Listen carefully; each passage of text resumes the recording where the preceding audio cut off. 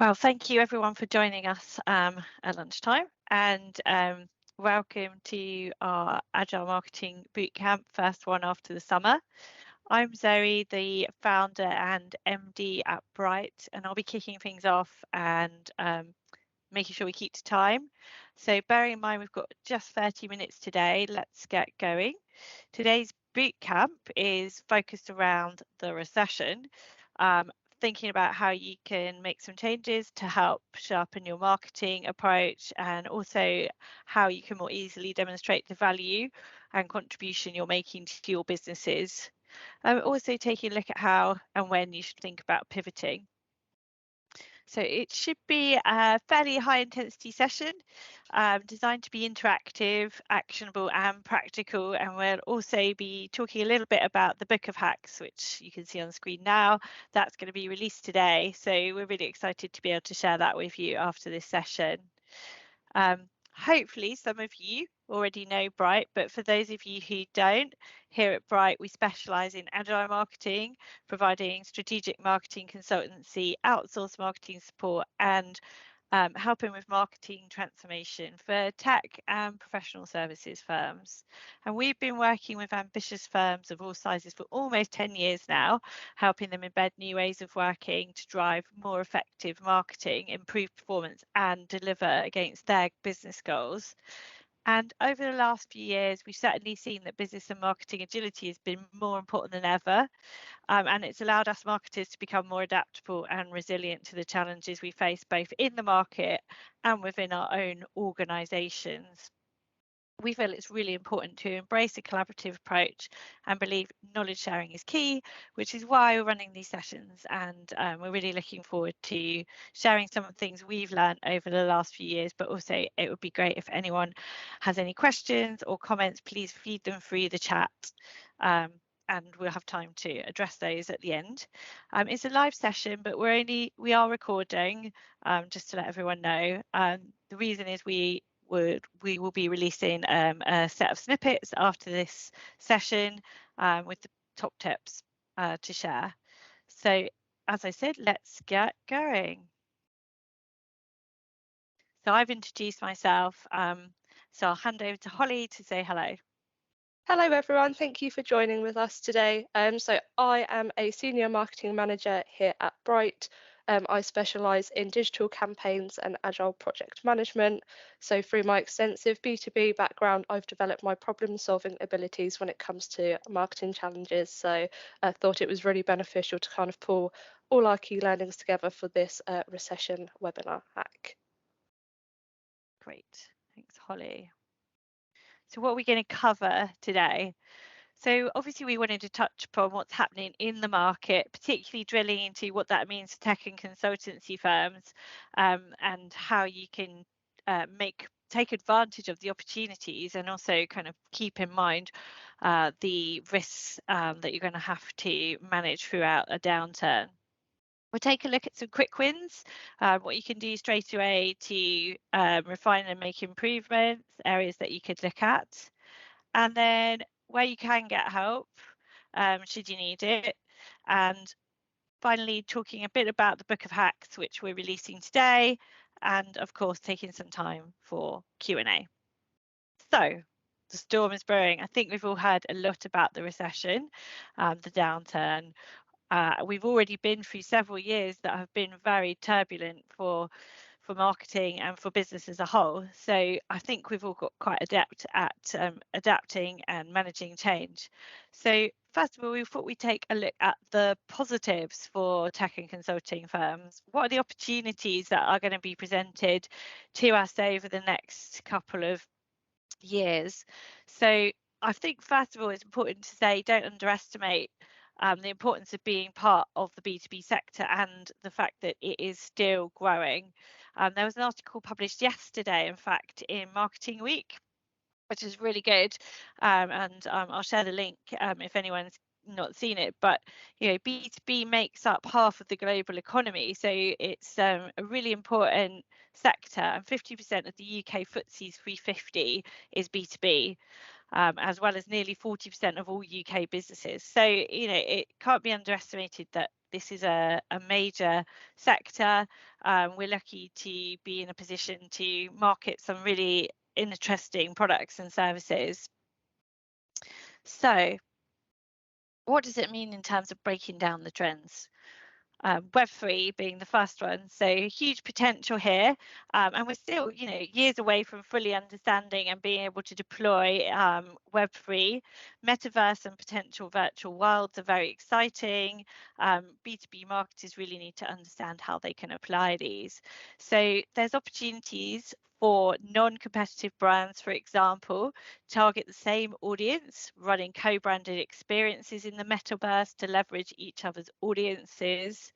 And brands can take the opportunity to test introducing proof of attendance, NFTs that users could collect while at, say, your product announcements or launches, and then use these to give discounts of products in future, offer free seats on software, or perhaps even free consulting hours, or whatever other incentive you think your audience might enjoy.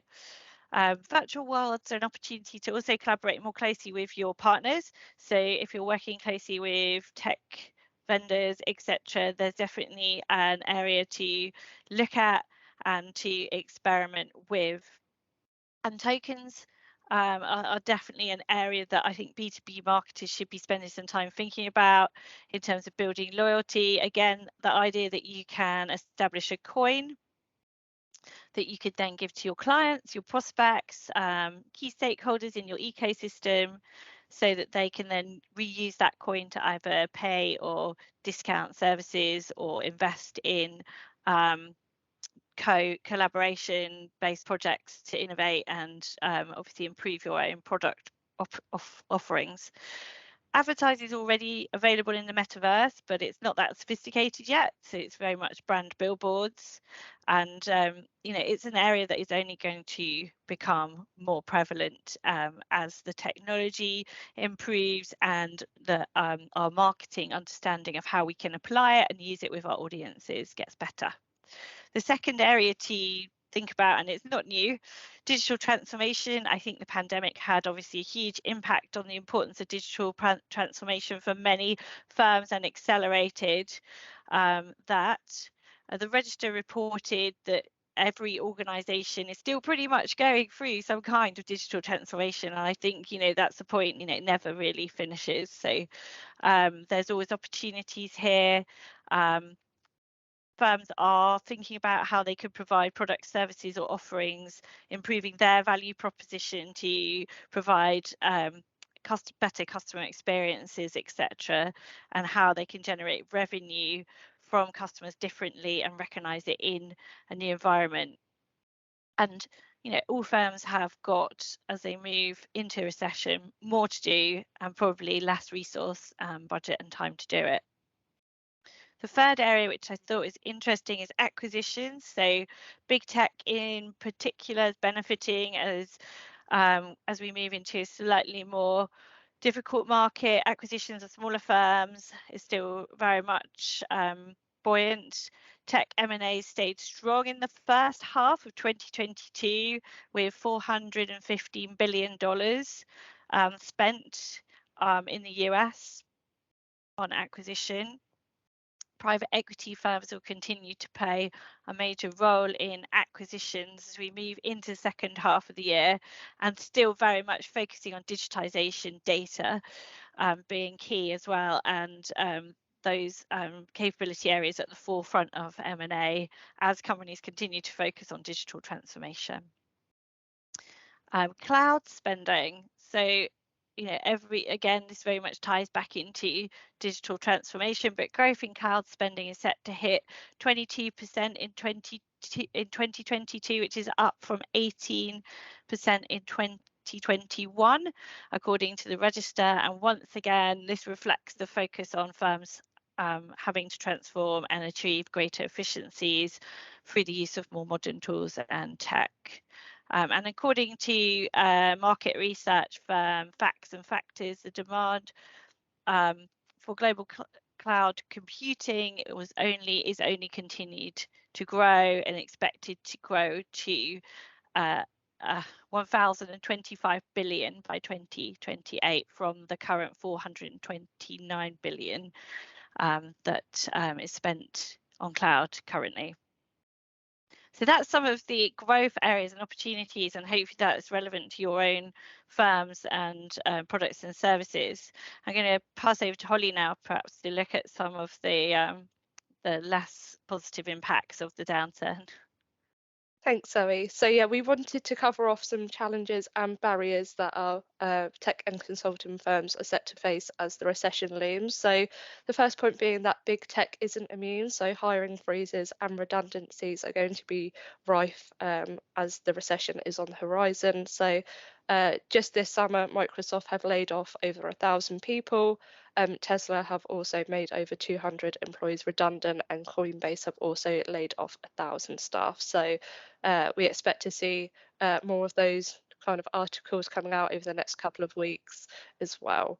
The second point on there is consumer demand. So market shifts are changing and consumers are as well.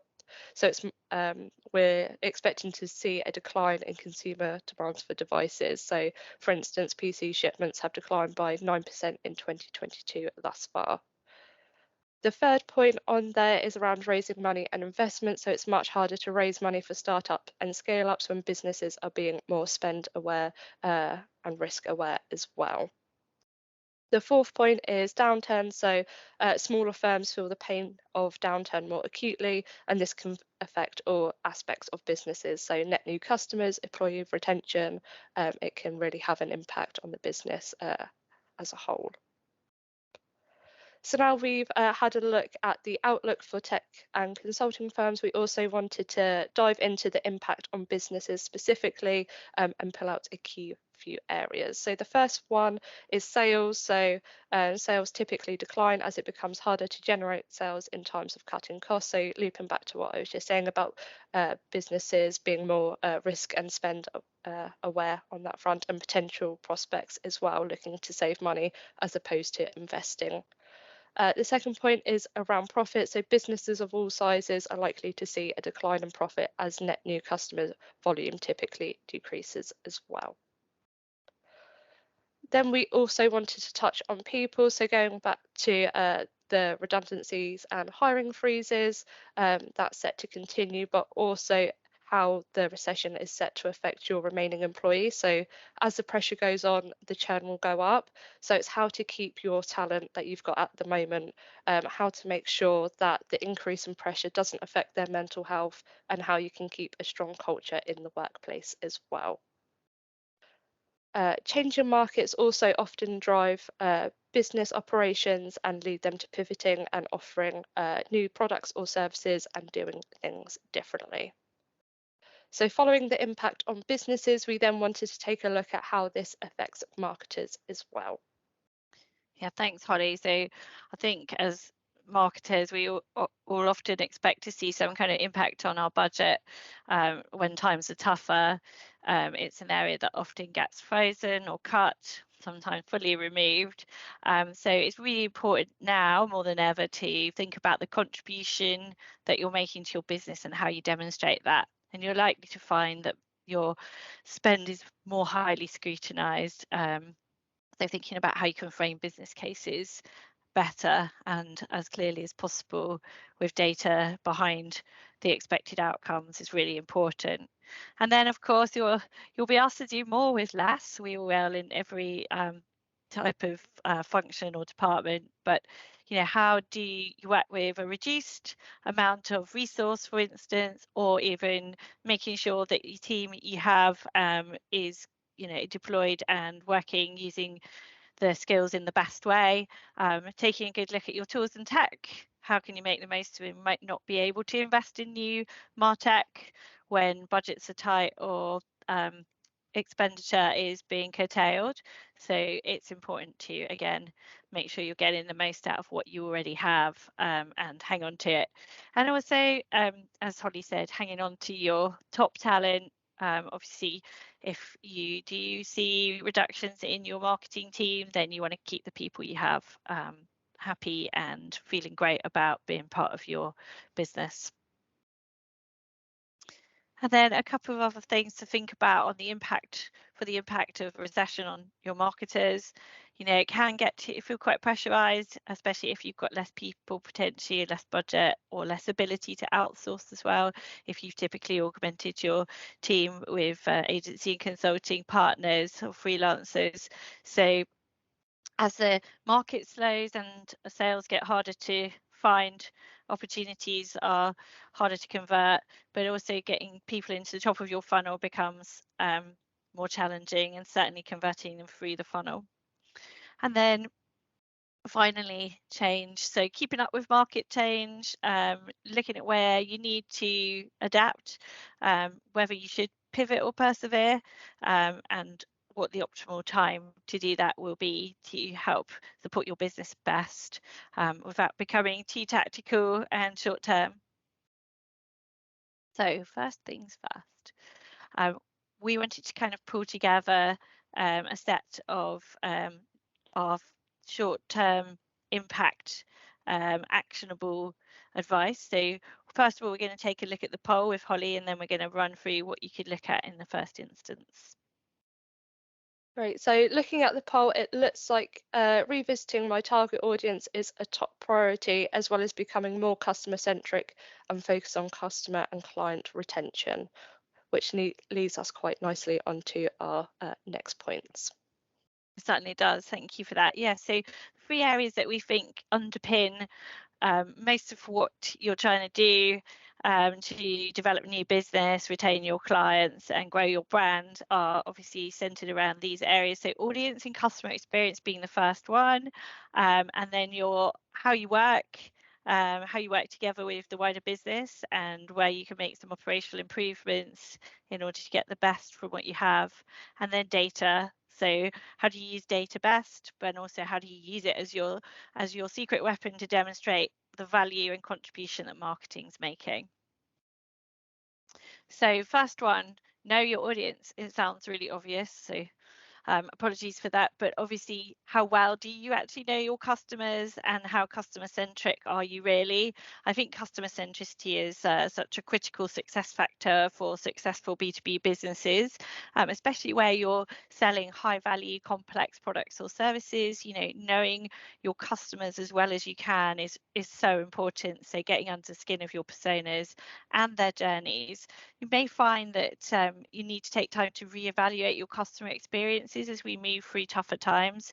As we've said, those factors that are going to impact your own businesses will also be playing a part in your customers' businesses, and how they buy, what they're looking for, and how they want to go about solving their problems may change. So making sure you understand those changes and keeping close to your customers is really important.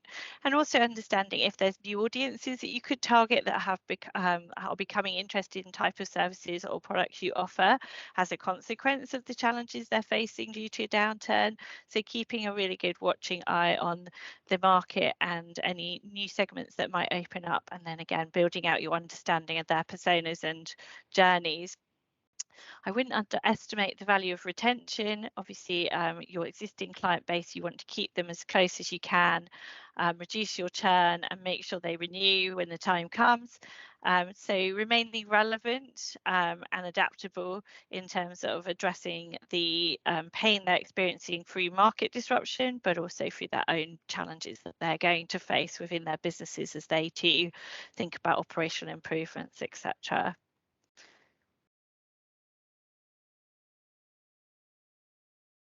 Perfect, thank you. So looking at operational efficiency, so there are 4 key areas that we just wanted to touch on today. So the first one is reviewing your ways of working. How can you streamline your internal processes and adopt agile marketing principles and practices to really drive your business forward? So continually reviewing and optimizing processes, but also pivoting where appropriate as well. The second point that we also wanted to cover was the tools and tech and how this really can facilitate ways of working. So we recommend completing an audit of your current MarTech stack. Is there something that you can cull from the mix to save budget? Is there something that you are not getting the most out of? Or is there a tool that could help automate some of those manual tasks and free up some of your time as well? We also wanted to touch on experimentation and how that really is your secret weapon. So tying back into the agile marketing principles and what has worked previously may not work for you moving forward. So it's really key to test your hypothesis throughout. We've been working with a tech publishing client recently and seen a 37% increase in lead acquisition through experimentation by activating agile marketing principles. So really shouldn't be underestimated. And the final point on operational efficiency is driving your team to adopt a growth mindset. So focusing on progress, not perfection, and really encouraging them to rethink failure. So what can you learn from your failure? What can you take from that activity to drive your next campaign forward? We also wanted to cover off data and how KPIs and OKRs really are key to get right, and how all your marketing activity kind of feeds into this and relate to those top line goals. So we recommend to avoid any vanity metrics. It can really distract from the true purpose of the activity. So it's key to measure what truly matters and what is going to help move the needle on achieving those KPIs and OKRs. And through your data, it's really key to demonstrate your contribution and share the value in your failures and learnings as well. This moves us on to, do you need the cavalry or a helping hand? So understanding how you can help your business and when it's time to seek external support. Yes, thanks, Holly. So first of all, what can you do to help yourself? So the first thing is be realistic. So, and I mean, be realistic with your leadership. If you are having to make changes to your expected plans and outreach, then you need to have a discussion around your team's capacity and their capabilities and know how that impacts the business goals going forward. Revisit your plans in light of any strategic or business changes that you're having to make, and take an honest assessment of how much still stands true based on what you know now, and what you think is going to be attainable again with your resource and capabilities. So again, be realistic. Think about if there's areas within your business that could help and support your team, or certainly to help upskill or educate. If you have analytics or data experts within your organization, maybe we can get them to come and provide some support and training. Perhaps there's an opportunity to generate a new way of showing and reporting on the value of what you're doing, and it doesn't always mean that you have to seek external support if there's potentially people in your business that you're able to tap into, or certainly to help you to build the business case to justify why you might need to get some extra help. And then that growth culture is so important. We really believe in that at Bright and live it every day, encouraging curiosity, building resilience against adversity, and really helping to embrace agile marketing principles so that you can prioritize better, create cross-functional teams and collaborate across the business to help get alignment so that you're all moving in the right direction, in the same direction, so that it's easier to prioritize what matters most and help you deliver those business outcomes as we move through tougher times, as well as take advantage of opportunities that present itself, as we said, and perhaps to jump into new segments. Great, thanks, Zoe. So we also wanted to cover off when you need to get advice and when possibly to get help. So the first point is around selectively investing in external support. So things like embedding new ways of working that will leave lasting change and drive that operational efficiency as well. We also wanted to touch on understanding your audience and sharpening your value proposition. So it's really important to close any gaps in your customer experience, but also make sure your value proposition resonates with your target audience and that this is aligned. Obviously, if you need to do that at pace and quickly, it's probably better to seek external experts to support on that front. And the final point on getting advice and help is bringing in the experts to optimize campaigns at pace. So going back to the in-house experts, if you don't have those, it's key to seek outside of your organization to get that really valuable input that's going to drive results. Yeah, thanks, Holly. So we are really delighted that we're releasing this book of B2B hacks.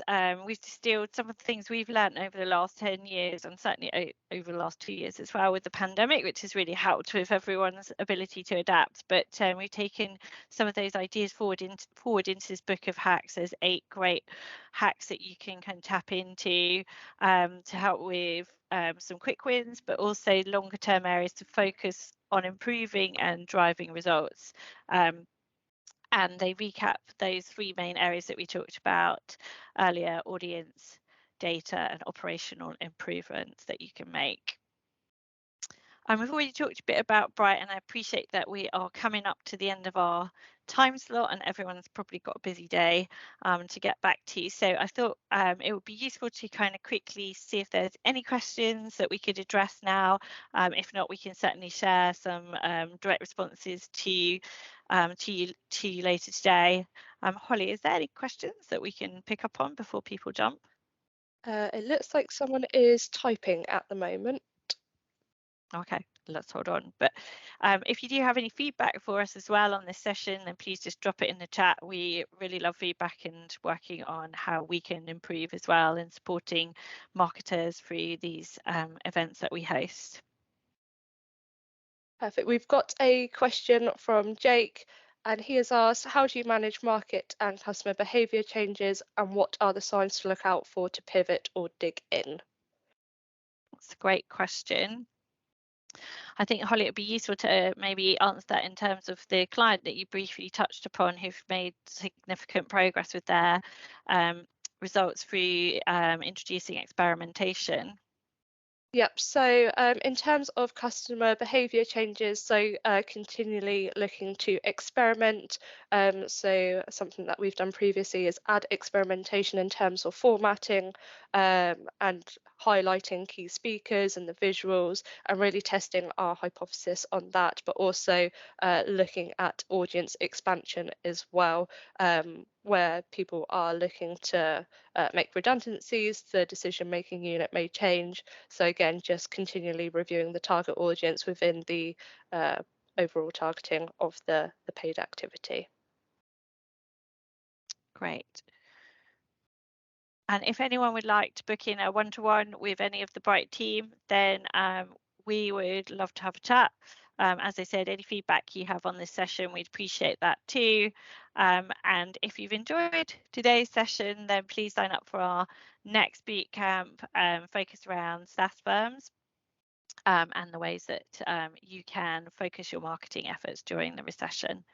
And thank you once again for joining us, and have a great afternoon. Thank you all. Thanks.